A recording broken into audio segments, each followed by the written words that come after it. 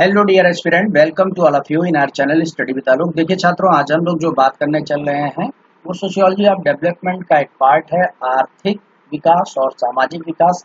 और साथ ही साथ में इसमें दो विकास और भी हैं, मानवीय विकास और संपोषणीय विकास के बारे में भी बताया गया है। ठीक है, तो ये पार्ट काफी इम्पोर्टेंट है, इसको हम लोग देखते हैं। और ये अवधारणाएं हैं, अवधारणा के रूप में कुछ डेफिनेशंस वगैरह पूछी जाती है, तो इनको हम लोग समझते हैं। सबसे पहले तो आ जाता है कि इकोनॉमिक एंड सोशल डेवलपमेंट, कैसे हम इकोनॉमिक डेवलपमेंट को सोशल डेवलपमेंट से अलग समझें। ठीक है, इकोनॉमिक डेवलपमेंट क्या है, सोशल डेवलपमेंट क्या है। तो एक society for international development, society for international जो डेवलपमेंट है उसने बताया कि जो विकास है, विकास का मतलब क्या होता है कि व्यक्तियों के बहुल समुदाय की आवश्यकताओं की संतुष्टि से संबंधित है।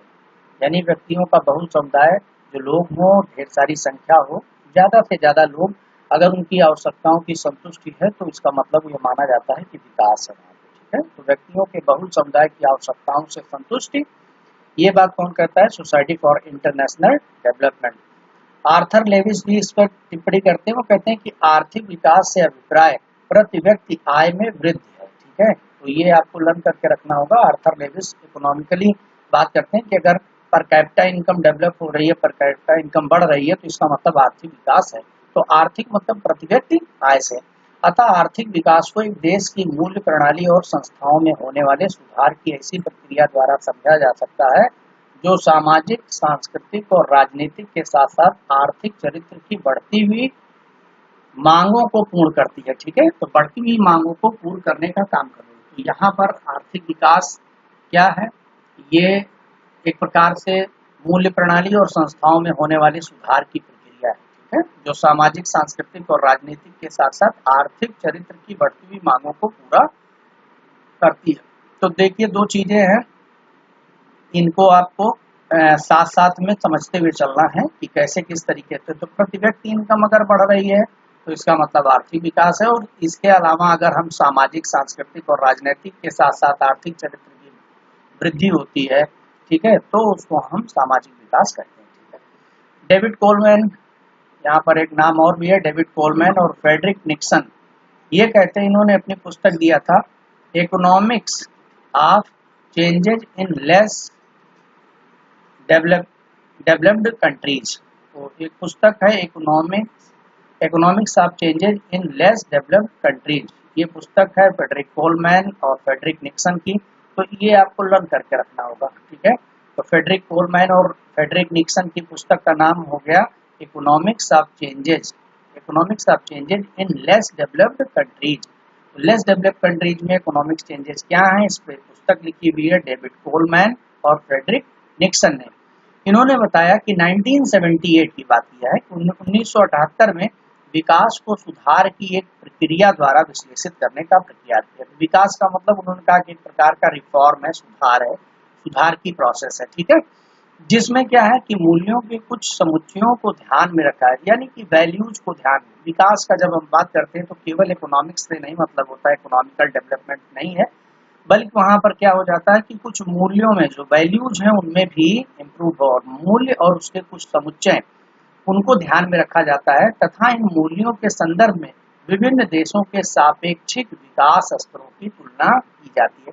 जैसे आप समझ सकते हैं कि अगर किसी के पास में पैसा तो आ गया लेकिन स्वास्थ्य नहीं अगर आया, ठीक है, वहां पर समृद्धि मान लीजिए है, लेकिन अगर वहां पर रिलीजियस फ्रीडम नहीं है, ठीक है, पॉलिटिकल फ्रीडम नहीं है, इस तरीके से अगर चीजें वहां पर उपलब्धता नहीं है, लोगों में सामंजस्य, सहयोग नहीं है, ठीक है, वैमनस्य ज्यादा है, तो ये जो चीजें हैं, अगर इनको सबको भी ध्यान में रख करके किया जाता है तो ये माना जाता है कि वहां पर क्या है, या डेमोक्रेसी है।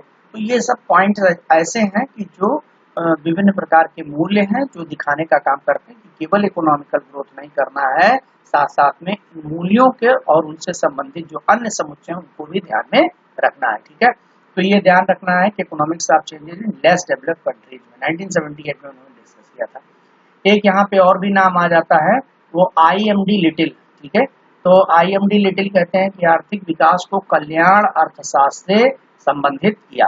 इन्होंने कल्याण अर्थशास्त्र से संबंधित किया है। ठीक है, और ये क्या है, कल्याण जो वेलफेयर इकोनॉमी क्या है, इनके अनुसार क्या है कि आर्थिक विकास तब उत्पन्न होता है जब प्रति व्यक्ति औसत भारित उपयोग के वर्तमान मूल्य में वृद्धि हो जाए। यानी कि जब प्रति व्यक्ति औसत जो भारित उपयोग है, अगर व्यक्ति ज्यादा से ज्यादा चीजों का उपयोग कर रहा है, उपभोग कर पा रहा है, तो मतलब माना जाएगा कि वहां पर आर्थिक विकास है। ठीक है, मतलब वो चीजें अवेलेबल है लेकिन लोग उसका उपभोग कर पा रहे हैं कि नहीं कर पा रहे हैं, अगर उसमें वृद्धि होती है तो माना जाएगा कि विकास है। इसी तरीके से इसमें गुन्नार मेंडल भी आ जाता है। तो गुन्नार मेंडल ने क्या कहा कि विकास को मूल्य प्रस्तावना के उपकरणों द्वारा संबंधित किया। तो ये देखिए बार बार ये चीजें आ रही कि डेवलपमेंट का मतलब हो गया कि मूल्य प्रस्तावना, मतलब जो मूल्य है, वैल्यूज है, वो वैल्यूज आपका डेवलप होना चाहिए। अगर वैल्यूज नीचे हैं तो इसका मतलब डेवलपमेंट नहीं है। जिसमें वैल्यूज में क्या क्या, जैसे विवेकशीलता, लोगों का जो समझ है, जागरूकता, इंटेलिजेंस, ये लेवल बढ़ जाए। ठीक है, विकास एवं विकास योजन नियोजन नियोजन करना लोगों का है, उत्पादकता में भी वृद्धि हो, जीवन स्तर में वृद्धि हो। ठीक है, सामाजिक और आर्थिक समानता हो, ऐसा ना हो कि बहुत सारे लोग बहुत गरीब हो और बहुत सारे लोग बहुत अमीर हो। ठीक है, सुधरी हुई संस्थाएं, जो हमारे इंस्टीट्यूशन है, खासतौर से जो सोशल इंस्टीट्यूशन है, वो सब इन्फॉर्म, उसमें रिफॉर्म हो। ठीक है, और दृष्टिकोण जो है, जो सुधरी हुई संस्थाएं और दृष्टिकोण लोगों का होना चाहिए। साथ ही साथ में राष्ट्रीय आस्था, जो नेशनलिज्म का भी कॉन्सेप्ट, अपने राष्ट्र को लेकर के एक प्रकार की भावना हो, राष्ट्रीय स्वतंत्रता की भावना हो। ठीक है, ये सब आधार स्तर पर प्रजातंत्र हो, ग्राउंड लेवल पर प्रजातंत्र डेमोक्रेसी हो, सामाजिक अनुशासन हो, लोग अपना मतलब अनुशासित हो, इस तरीके से नहीं कि अपनी डपला अपना राग कर रहे हो। तो ये सब चीजों को महत्वपूर्ण मानते हैं। तो अब यहाँ पर आप समझ पा रहे हैं कि इकोनॉमिक डेवलपमेंट से बढ़ करके, इकोनॉमिक डेवलपमेंट से बढ़ के सोशल डेवलपमेंट ये बताता है कि साथ साथ में विवेकशीलता हो, विकास नियोजन हो, उत्पादकता में वृद्धि हो, सामाजिक जीवन स्तर, जो जो जीवन स्तर उसमें डेवलपमेंट हो, सामाजिक आर्थिक समानता हो, सुधरी हुई संस्थाएं और दृष्टिकोण लोगों के पास में, राष्ट्रीय स्वतंत्रता हो, राष्ट्रीय आस्था हो, नेशनलिज्म हो, या ग्राउंड लेवल पर जो डेमोक्रेसी हो, ये सब सामाजिक अनुशासन, जो सोशल कंट्रोल है, सोशल डिसिप्लिन, ये लोगों के पास में होना। अगर ये सब चीजें अगर डेवलप हुई हैं तो ये माना जाता है कि विकास वहां पर हुआ है। अब हम लोग इसी में गुडान मेंडल कहते हैं कि जो सामाजिक विकास है, वो सामाजिक विकास के 3 स्तर हैं। जैसे सभी समाज समान रूप से एक ही तरीके से विकसित होते हैं, गतिशीलता की अनुपस्थित होती है तथा स्तरीकरण का स्वरूप स्थिर होता है। तो सभी समाज समान रूप से एक ही तरीके से विकसित होते हैं। सामाजिक विकास का निम्न स्तर है यहाँ पर, और गतिशीलता की अनुपस्थित होती है तथा स्तरीकरण का स्वरूप स्थिर होता है। ठीक है, और दूसरा यहाँ पर कह रहे हैं कि कुछ समाज गतिशील होते हैं तथा स्वयं को अन्य समाजों की अपेक्षा श्रेष्ठ बताने का प्रयास करते हैं, लेकिन जो स्तरीकरण है, ये इसका रूप स्थिर रहता है। तो 3 यहाँ पर जो है, ये देखा जाए तो 3 स्तर है। एक तो ऐसा है कि जो समाज समान रूप से विकसित हो रहे हैं, ठीक है, गतिशीलता वहां पर नहीं है, अनुपस्थित है, स्तरीकरण स्थिर है। ठीक है, लोगों का स्टैंडर्ड। और एक समाज है जो कुछ गतिशील है, कुछ समाज गतिशील है। वहां पर गतिशीलता का मतलब जो सोशल मोबिलिटी होती है, छात्रों, मैंने आप लोगों को बहुत पहले भी इसके बारे में बताया था। चेंज इन स्टेटस, जहां पर किसी व्यक्ति के स्टेटस को चेंज करने की अपॉर्चुनिटी ज्यादा रहती हो, तो उसको हम मोबिलाइज्ड सोसाइटी कहते हैं। ठीक है, तो ऐसा समाज जहां पर गतिशीलता है, लोग अपने आप को अपलिफ्टमेंट कर पाते हैं और स्वयं को अन्य समाजों को अपेक्षाकृत श्रेष्ठ बताने का प्रयत्न करने लगते हैं, लेकिन स्तरीकरण का रूप स्थिर रहता है, जैसे इंडिया ये स्थिति में है। और केंद्र अभिमुख होने की प्रवृत्ति जो है विद्यमान रहती है, यानी सेंट्रलाइज होने की, जो केंद्र अभिमुख होने की प्रवृत्ति विद्यमान रहती है। तो ये 3 प्रकार की चीजें वहां पर हैं जो बताने का काम करती हैं कि डेवलपमेंट किस तरीके से, सामाजिक विकास का स्तर कहाँ पे।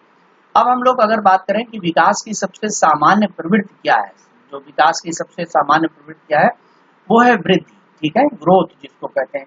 तो विकास का अभिप्राय क्या है कि वृद्धि की प्रक्रिया द्वारा उन्नत होना, जो ग्रोथ है वो प्रोसेस है, उसके द्वारा उन्नति की ओर जाना, आगे जाना, फैलाव या विस्तार। ठीक है, तो इसमें कह रहे हैं कि आधुनिक समाज एक जटिल समाज है जिसमें श्रम विभाजन व विशिष्टीकरण पाया जाता है। जैसे जैसे चीजें बढ़ती जा रही हैं, सोसाइटी डेवलप होता जा रहा है, श्रम विभाजन होता जा रहा है, और उस श्रम विभाजन को स्पेशल वर्क अगर लगातार लोग कर रहे हैं तो उससे स्पेशलाइजेशन, विशिष्टीकरण हो रहा है। और आधुनिक समाज एक तकनीकी और विवेकपूर्ण समाज है। ठीक है, तो ये यहाँ पर देखेंगे कि विकास की जो प्रवृत्ति है वो धीरे धीरे कैसे, किस तरीके की तरफ आगे बढ़ती चली जा रही है। प्रोफेसर गुरनाम मेडल यहाँ पर कहते हैं कि एक ऐसे राज्य को नरम राज्य कहा जहाँ सामाजिक अनुशासनहीनता विद्यमान हो। अगर जहाँ पर सामाजिक रूप से अनुशासनहीनता विद्यमान हो, वो कैसा समाज है? वो नरम समाज है। ठीक है, तो नरम समाज कैसा हो गया? जहाँ पर सामाजिक अनुशासनहीनता है, कोई कैसा भी बोल रहा है, कुछ है। जैसे भारत के बारे में देखिए, वहाँ पर सामाजिक कोई किसी भी जाति धर्म बिरादरी इस प्रकार की बातें, झगड़ा झंझट और भाषावाद, ये सब सामाजिक अनुशासनहीनता है, ये बहुत ज्यादा है। तो इसीलिए भारत क्या है? ये लिबरल है, प्रकार का नरम समाज है। लेकिन जहाँ पर स्टिक रहेगा, जहाँ पर कोई चोरी या कोई जो है मानवतावाद या कोई कह लीजिए राष्ट्रवाद के प्रति जरा सा भी अगर कुछ किया, तो उसको अगर ज्यादा दंड दिया जा रहा है, तो उसका मतलब वहाँ पर नरम समाज नहीं होगा, वो कठोर समाज होगा। तो नरम राज्य का मतलब होगा कि जहाँ सामाजिक अनुशासनहीनता विद्यमान है। ठीक है, ये भी बहुत इम्पोर्टेंट है। और देखिए, ये बताते हैं कि आर्थिक विकास सामाजिक विकास को प्रभावित करता है। तो ये जो इकोनॉमिकल डेवलपमेंट है, कहीं भी अगर आर्थिक विकास हो रहा है, तो ये मान के चलिए कि सामाजिक विकास भी प्रभावित होगा, निश्चित रूप से होगा। ठीक है, कैसे? समूह के आकार में वृद्धि, ठीक है, अर्थव्यवस्था में परिवर्तन हो जाएगा, अस्थिर जीवन में स्थिर जीवन का प्रारंभ हो जाएगा। ठीक है, और सामाजिक संरचना का रूपांतरण होगा, विज्ञान का विकास होगा, नवीन विचारधाराएं आएंगी। कुछ ऐसे तत्व हैं जो इन परिवर्तनों से संबंधित है। जब इकोनॉमिकल डेवलपमेंट अगर होता है, कहीं पर अर्थव्यवस्था, पैसा आ जाता है, सिस्टम आने लगता है, तो सामाजिक विकास नजरिया अपने आप बढ़ जाता है। कैसे? समूह के आकार में वृद्धि होने लगती है। ठीक है, व्यवस्थाएं, सब चीजें बढ़ती है, अर्थव्यवस्था में परिवर्तन, अस्थिर जीवन की जगह स्थिर लोग जीवन जीने लगते हैं, सामाजिक संरचना का रूपांतरण होता है, विज्ञान का विकास होता है, नई नई विचारधाराएं आती है। ये सब कुछ तत्व है, ऑटोमेटिकली आर्थिक विकास के साथ में आ जाते हैं। अब इसी में बात करेंगे कि विकास सभी विषयों की अध्ययन वस्तु है, न कि एक विषय की। इतना हो सकता है कि उनके अध्ययन के दृष्टिकोणों में अंतर हो। यानी ये जो डेवलपमेंट, ये जो विकास शब्द है, ये अर्थशास्त्र का भी है, राजनीति में भी है, समाजशास्त्र में भी है। ये विभिन्न कोई भी विषय हो, उसकी विषय वस्तु हो सकती है। बस केवल क्या है कि उसका जो दृष्टिकोण है वो अलग अलग अंतर है। जैसे किसी अर्थशास्त्री के लिए आर्थिक स्थिति में अगर सुधार हो रहा है, तो वो विकास मान लिया जाएगा कि ठीक है, वहां पर विकास हुआ। और अगर हम लोग समाजशास्त्री हैं और समाजशास्त्री अगर विकास को देखेगा, तो वो देखेगा कि जीवन के गुणात्मक परिवर्तन से, अगर जीवन का गुणात्मक अगर परिवर्तन हो रहा है, तब तो ये माना जाएगा कि हाँ, उसका डेवलपमेंट हुआ। मतलब जैसे मान लीजिए उसके कार्य के घंटे बढ़ गए और फिर पैसा और बढ़ने लगा, पैसा आ गया या मूल्य बढ़ गया, पैसा आ गया, तो ये नहीं है। लेकिन अगर क्वालिटी गुणात्मक चेंजेज आ रहे हैं, तो ये माना जाएगा कि उसका विकास हुआ। अब देखो, जे पिंसियो, तो जे पिंसियो क्या कहते हैं? वो कहते हैं कि विकास एक आंशिक अथवा शुद्ध प्रक्रिया है। तो विकास एक आंशिक अथवा शुद्ध प्रक्रिया है जो आर्थिक पहलू में परिवर्तन के कारण उत्पन्न होता है। तो डेवलपमेंट को मारते कहते हैं आंशिक और शुद्ध प्रक्रिया है। और ये क्यों होता है? क्योंकि आर्थिक पहलू में परिवर्तन होता है। और आर्थिक जगत में विकास से तात्पर्य प्रति व्यक्ति आय में वृद्धि। कहते हैं ये सब देखिए, विकास सीधा सीधा अगर आर्थिक पहलू में परिवर्तन हो रहा है, तभी विकास होता है। यानी ये वैल्यूज को, इन सब चीजों को सेंटर में किसके जोड़ देते हैं? ये आर्थिक पहलू में देते हैं। कहते हैं आर्थिक जगत में विकास के तात्पर्य का मतलब क्या हुआ कि प्रति व्यक्ति आय में वृद्धि हो गई। प्रति व्यक्ति आय, एक एक व्यक्ति की आय में अगर वृद्धि हुई। और सामाजिक विकास से तात्पर्य क्या है कि जन संबंधों एवं ढांचों से। आर्थिक विकास का मतलब हो गया कि प्रति व्यक्ति आय में वृद्धि हो जाए, और सामाजिक विकास का मतलब हो गया कि जन संबंधों और ढांचे में अगर परिवर्तन आए, उसमें चेंजेज आए। यानी किसी को इस योग्य बनाती है कि उसके सदस्यों की आवश्यकताओं को पूरा किया जा सके। तो बहुत इंपॉर्टेंट है कि सामाजिक विकास जन संबंधों से आधारित है, उसके ढांचे से आधारित है, कि ताकि ज्यादा से ज्यादा उसके जो सदस्य हैं, उनकी आवश्यकताओं को पूरा किया जा सके। इसी तरीके से बीएस डिसूजा भी कहते हैं, वो कहते हैं कि सामाजिक विकास वह प्रक्रिया है जिसके द्वारा अपेक्षाकृत सरल समाज एक विकसित समाज के रूप में परिवर्तित हो जाता है। तो ये डेफिनेशन बहुत ही इंपॉर्टेंट है, इसको आप लर्न कर लीजिए, आपको एग्जामिनेशन में मिल सकती है। कि बीएस डिसूजा कहते हैं कि सामाजिक विकास वह प्रक्रिया है जिसके कारण अपेक्षाकृत सरल समाज है एक विकसित समाज के रूप में परिवर्तित हो जाता है। तो सरल समाज विकसित समाज के रूप में परिवर्तित हो जाए, तो उसको हम क्या कहते हैं? सामाजिक विकास कहते हैं। ये जो है बीएस डिसूजा की डेफिनेशन है। इसी तरीके से देखेंगे कि सामाजिक विकास हेतु विभिन्न प्रकार के कारक जिम्मेदार होते हैं, ठीक है। अगर सोशल डेवलपमेंट होते हैं तो विभिन्न सामाजिक विचारकों जैसे मेरडाल है, हाउस है, आकबर है, इन्होंने कुछ सामाजिक कारक बताए हैं, ठीक है। अगर वो सामाजिक कारक अगर वहाँ डेवलप हो रहे हैं तभी माना जाएगा कि वहाँ पर सामाजिक विकास हो रहा है। जैसे सामंजस्य, अगर कहीं पर सामंजस्य नहीं है, समाज के अंदर में लोग इतर बितर है, तो इसका मतलब वहाँ सोशल डेवलपमेंट नहीं मारा। सामंजस्य होना चाहिए। आविष्कार, नए प्रकार के आविष्कार, जीवन स्तर को उठाने के लिए, नई चीजों को बढ़ाने के लिए आविष्कार, प्रसार, कोई चीज कहीं पर डेवलप हो रही तो उसका प्रसार लोगों तक पहुंचे, लोग उसका लाभ, ज्ञान भंडार में वृद्धि, धीरे धीरे नॉलेज लोगों का, इंडस्ट्रियलाइजेशन बढ़े, वहां पर नगरीकरण बढ़ रहा है, आर्थिक स्थिति जो है वो इम्प्रूवमेंट हो रही है, सामाजिक गतिशीलता यानी कि लोगों को अपने स्टेटस को चेंज करने के लिए उपलब्धता ज्यादा है, वहां पर शिक्षा है, राजनीतिक व्यवस्था में सुधार। अगर ये सब चीजें हैं तो यही वो कारक हैं, यही वो फैक्टर हैं जो सामाजिक विकास के लिए जिम्मेदार होते हैं, ठीक है। अब इसी में सैमुअल्सन क्या कहता है, तो ये भी डेफिनेशन काफी इंपॉर्टेंट है कि सामाजिक परिवर्तन जो सामाजिक विकास से संबंधित है वह आर्थिक वृद्धि से घनिष्ठ रूप से संलग्न है। तो सामाजिक परिवर्तन एक प्रकार का सोशल चेंज जो है, जो सामाजिक विकास से संबंधित है, जहां भी सामाजिक विकास से संबंधित है वह आर्थिक वृद्धि से घनिष्ठ रूप से संबंधित है। अगर सामाजिक विकास हो रहा है तो आर्थिक वृद्धि तो वहाँ होना ही होना है, मतलब ये आपको ध्यान रखना है कि वो सामाजिक विकास किससे हो जाएगा, वो आर्थिक वृद्धि से घनिष्ठ रूप से संबंधित है, ठीक है। डोगर क्या कहते हैं, डोगर के अनुसार आर्थिक वृद्धि जो सामाजिक विकास के लिए आवश्यक है। यहाँ पर देखिए कि आर्थिक वृद्धि जो इकोनॉमिकल ग्रोथ होती है वो सामाजिक विकास के लिए आवश्यक है। यानी इसका मतलब ये आप जान लीजिए कि सामाजिक विकास एक बृहद अवधारणा है इन द कंपेरिजन किसके, आर्थिक। लेकिन यहाँ पर यह भी सही है कि ये आवश्यक तत्व के रूप में मानते हैं। कहते हैं कि अगर सोशल डेवलपमेंट होना है, ये देखो कथन कारण वाले क्वेश्चन आते हैं, इसलिए यहाँ पर आपको समझने की जरूरत है, मतलब इसको सुनते हुए आप जल्दी से इसको समझ लेंगे कि आर्थिक विकास सामाजिक विकास के लिए आवश्यक है। अगर कथन कारण में पूछ लिया तो सत्य है, तब आपको लगाना पड़ेगा कि हाँ आर्थिक विकास सामाजिक विकास के लिए आवश्यक है। डोगर का देखिए कथन भी है, ठीक है, तो एकदम सही हो गया। और क्यों है, क्योंकि वह समाज के मूलभूत ढांचे से तय होता है कि विकास के लिए पर्यावरण, राजनीति, ढांचा, शिक्षा, जीवन परिवर्तन की संबंधी मनोवृत्ति आदि की जानकारी आवश्यक है। तो वह कह रहा है कि समाज के मूलभूत ढांचे से तय होता है, और समाज जो आर्थिक वृद्धि है वो सामाजिक विकास के लिए आवश्यक है, सही बात है। और आर्थिक वृद्धि क्या है, मूलभूत ढांचा। अगर जो मूलभूत ढांचा है, पर्यावरण, राजनीति, शिक्षा, जीवन स्तर, ये सब चीजें, अगर इन संबंधी मनोवृत्तियों में जानकारी है, आपको इसमें चेंजेज हो रहा है, इसमें ग्रोथ हो रहा है, तो फिर ये माना जाएगा कि सामाजिक विकास है। तो काफी इंपॉर्टेंट है छात्रों सामाजिक और आर्थिक विकास। अब हम लोग एक यहाँ पर मानव विकास को भी देखेंगे, ठीक है, कि मानव विकास जो ह्यूमन डेवलपमेंट है ये क्या है। देखिए आर्थिक विकास का मतलब होगा कि किसी समुदाय में अगर जो मात्रात्मक वृद्धि हो रही है, ठीक है, पर कैपिटा इनकम वृद्धि हो रही है, तो उसको हम आर्थिक विकास कहेंगे। तो ये आपको इतना ध्यान रखना है कि आर्थिक विकास का मतलब per capita income, PCI, per capita income अगर ग्रोथ कर रहा है, आगे ऊपर बढ़ रहा है, तो इसका मतलब वहां पर आर्थिक विकास है। वहीं पर सामाजिक विकास का मतलब क्या होता है, ये जो अभी बताया, तो वो बहुमुखी होता है, यानी उसके विभिन्न जैसे शिक्षा, विस्तार, रोजगार, ठीक है, राजनीति, सामंजस्य, इसमें सब में भी वृद्धि हो रही है और साथ साथ में आर्थिक में, ठीक है। मतलब ये पीसीआई के साथ साथ में, पीसीआई के अतिरिक्त भी और कुछ चीजें हैं, उसमें भी अगर अपलिफ्टमेंट हो जाए तो उसको हम सोशल डेवलपमेंट कहेंगे। अब यहाँ पर मानो, क्योंकि सोशल एक बड़ी अवधारणा है, ठीक है, पूरे समुदाय को, लेकिन अब यहाँ पर मानव विकास की बात की जाए तो ये कब आया कि मानव विकास, तो मानव विकास की अवधारणा सर्वप्रथम किसने की थी, डॉक्टर महबूब उल हक, पाकिस्तानी अर्थशास्त्री थे, उन्होंने इसको दिया हुआ था। तो ये क्वेश्चन तो बहुत बार पूछा गया है, मतलब आप सब जानते हैं, ठीक है।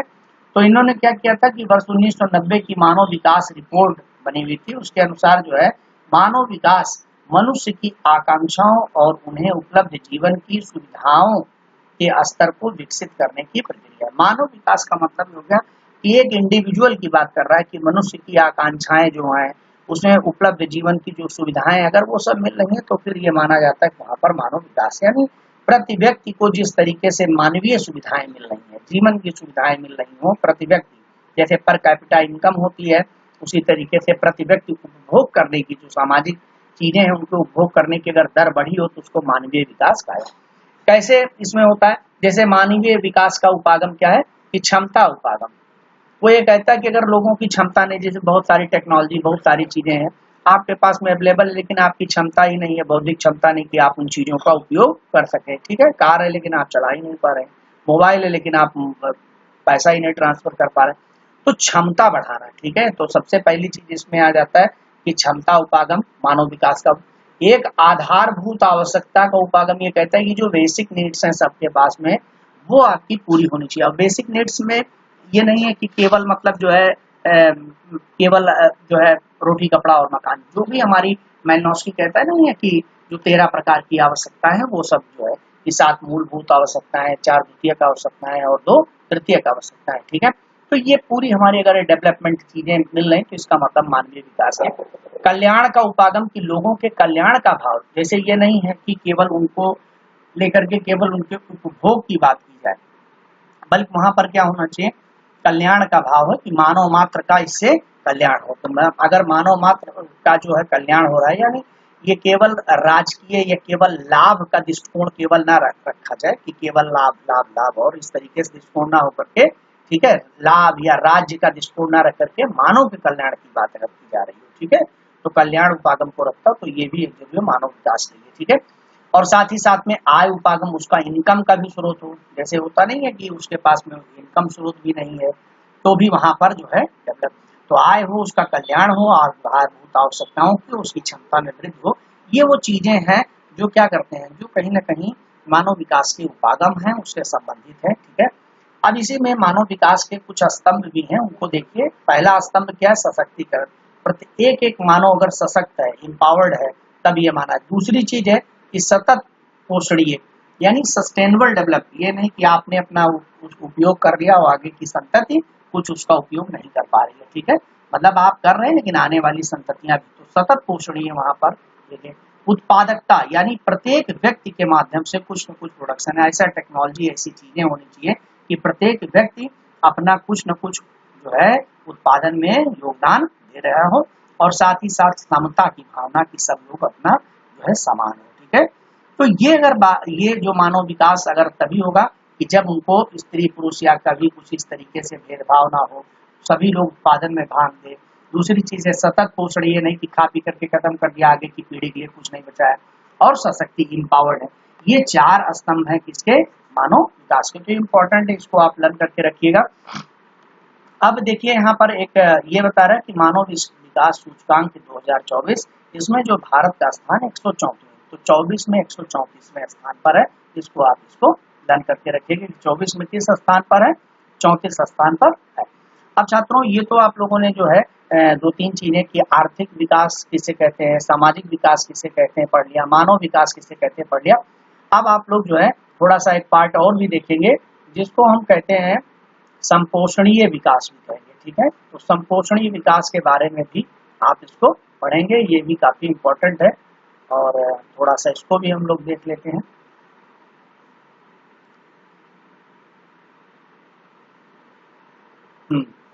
देखिए संपोषक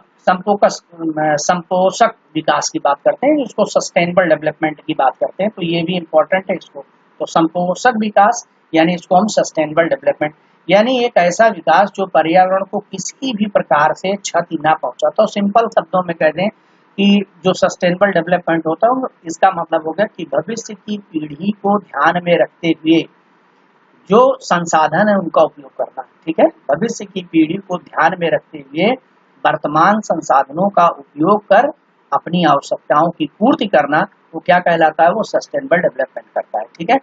यानी एक ऐसा विकास जो पर्यावरण को नुकसान न पहुंचाता हो, क्षति न पहुंचाता, और ना ही किसी प्रकार का नवीन पर्यावरण बोझ लाता हो। ये ना हो कि कोई पर्यावरणात्मक बोझ हो, ठीक है, उसको हम संपोषक, यानी आगे वाली पीढ़ी भी उन सब चीजों को। तो डेवलपमेंट इस कास्ट पे नहीं होना चाहिए कि हम तो रह करके चले गए लेकिन अब यहाँ किसी के रहने लायक नहीं छोड़ेंगे, ठीक है।